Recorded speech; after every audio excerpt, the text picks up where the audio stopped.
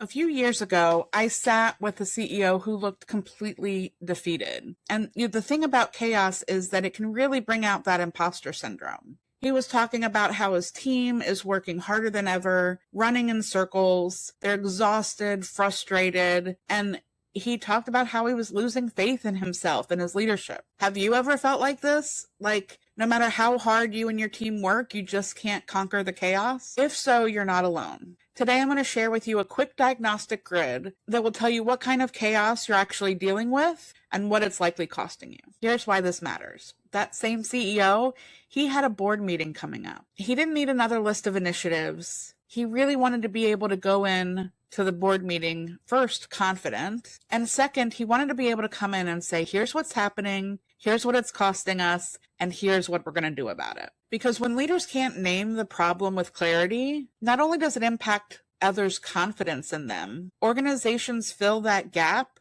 with blame. Operational and organizational friction doesn't just slow work and erode leader confidence. It drains margin, trust, and leadership capacity. All right, let's get to work. So here's a simple grid I use to diagnose what kind of chaos an organization is actually dealing with. This isn't about judging your leadership, it's about getting accurate information fast. So down here on the x-axis is clarity. Clarity means we know what matters, we know what wins, and we know what we're not doing right now in terms of organizational priorities. On the left-hand side, priorities are fuzzy. Everyone's working, but they're working on different versions of the plan, right? On the right-hand side, as you move towards the right-hand side of this arrow, priorities are clear enough that if you ask 10 leaders across the organization to explain the top priorities for the organization, they can explain or they talk about the same things without reading slides, without looking at anything. They can tell you what the organization's top priorities are, all pretty close to verbatim without any help.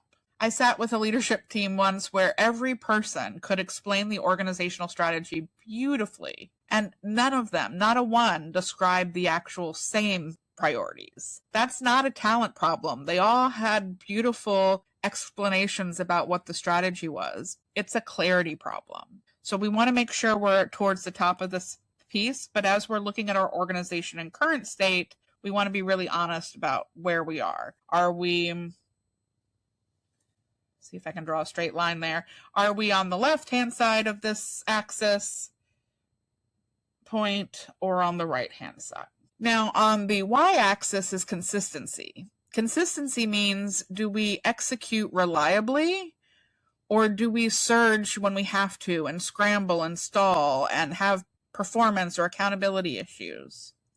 So we have this, are we top or bottom on the consistency piece? Down here, performance depends on individual heroics. Up here, above the line, results are repeatable because the various operating systems and policies and procedures and metrics support the work and hold everyone accountable. You can feel inconsistency when you're living in it. Everything is urgent, everything is escalated, and somehow the same problems keep coming back in a new outfit. When clarity is high and consistency is high, that's flow state. Let's use green for that. This is what everybody wants.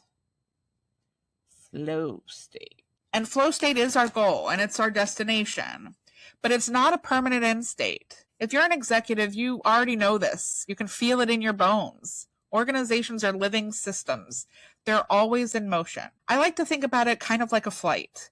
Planes are off course a lot of the time, flying from point A to point B. The reason they still land where they're supposed to isn't because they were always on target. It's because pilots are constantly checking position and making course corrections. And that's the job of an executive, not to create perfection or to stay in flow state all the time. It's to notice drift early, correct it fast, and keep the organization on course. So this grid can act as your cockpit instrument. It helps you see the drift before it becomes damage. So we don't stay there. What if we are in low clarity and low consistency? This is where organizations become unstable because this is total chaos. This place sucks. This is what it feels like right after leadership churn or a crisis or rapid restructuring. where Monday's priority is not Wednesday's priority. People might stop taking initiative because they don't want to be wrong. People might have even started resisting change through inaction, hoping that the organization will pivot again before they have to implement something they think is dumb. The cost here is major performance drag. You're losing trust, increasing turnover, missing targets, and leadership capacity is low because everybody's fighting fires.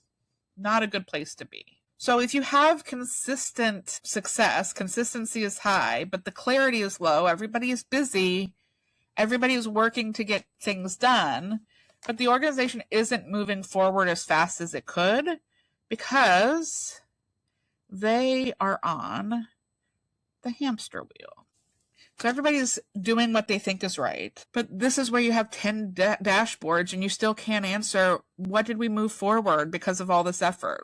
Where have we gotten? This is where you bleed margin through rework and churn and burnout. Now down here, where you have high clarity, everybody can say the 3 priorities, but consistency and execution isn't as high. This is what we call missed opportunities. Whether this is because of bad systems, bad accountability, whatever the reason, this is where you're going to find inconsistent success. One team might be crushing it, another stuck. Another might be off doing their own thing because they think that's the right thing to do.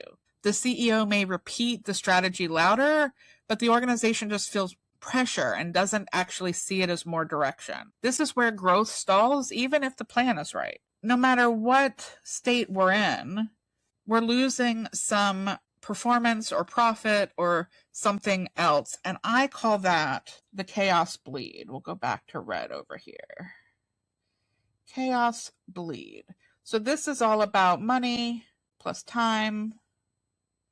And you're also losing trust or integrity. Across all of these non-flow states, there's something happening that leaders often can feel, but not always quantify.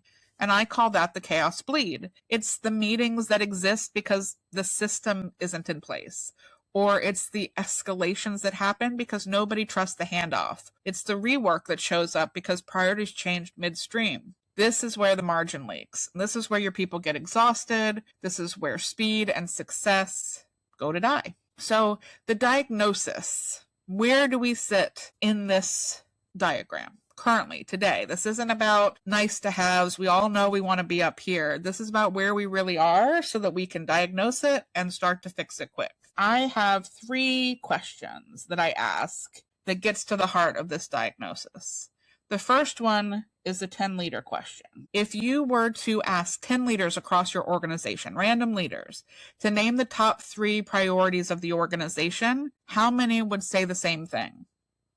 That's the question. That gets to the heart of clarity here. If you have 10 leaders that you ask across the organization and they all are able to, without slides or any kind of aid, they talk about all of the same priorities, then you're on the right-hand side of this chart here. If they all say something different, or even just 5 of them say something different, you're on the left-hand side of this line here. So that's the first question that we ask. The second is about the hero question. And that gets to the consistency here. And this is all about success. Does success rely on individual heroics?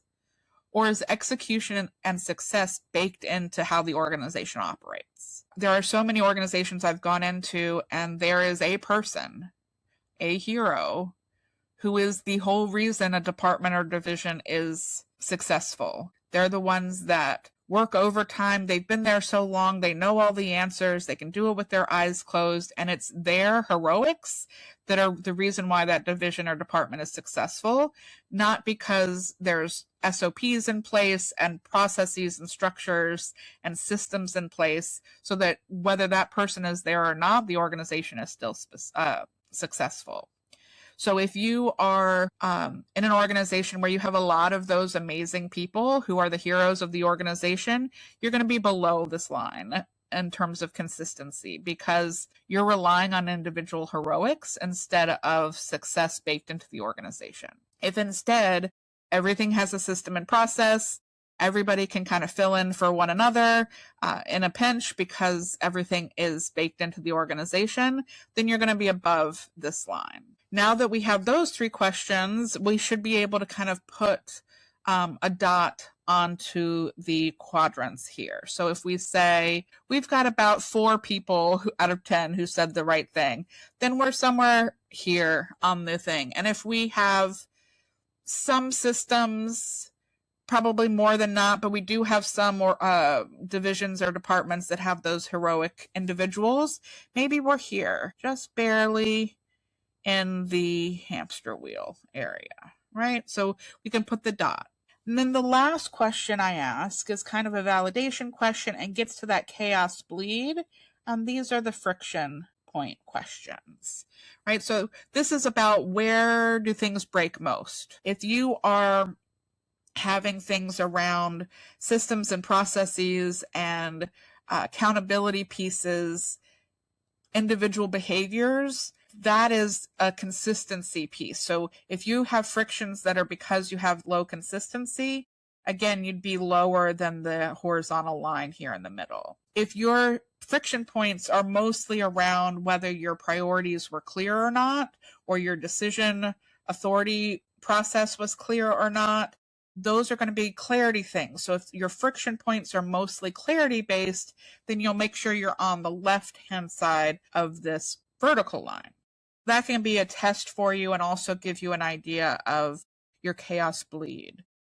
Now that we know we're here and we know that we want to get here, that gives us some diagnosis. And you can do that in 2 minutes if you're honest with yourself. So this video is about seeing the chaos clearly. In the next video, I'll walk you through the most common root cause patterns underneath that.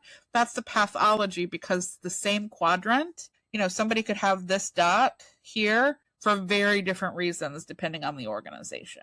If you want a deeper read than what I can do here on a whiteboard without knowing your organization specifically, I do have a free diagnostic online.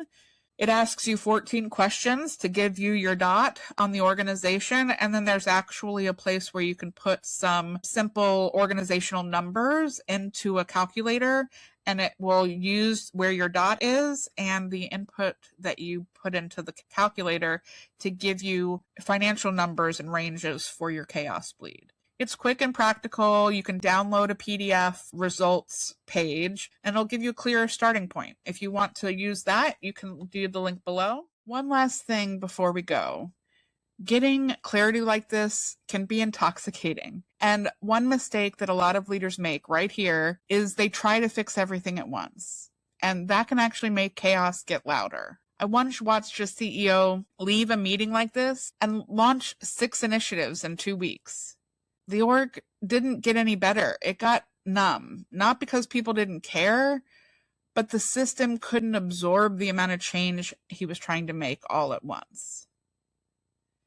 So pick the biggest friction point in your organization right now, the one that keeps showing up no matter how many meetings you hold. Then talk to your team about it and pick one thing, what I call the big domino, the one thing you can do to reduce that friction point. It could be as simple as communicating to the team. No matter what you do, take some action and help your organization succeed. Catch you in the next one.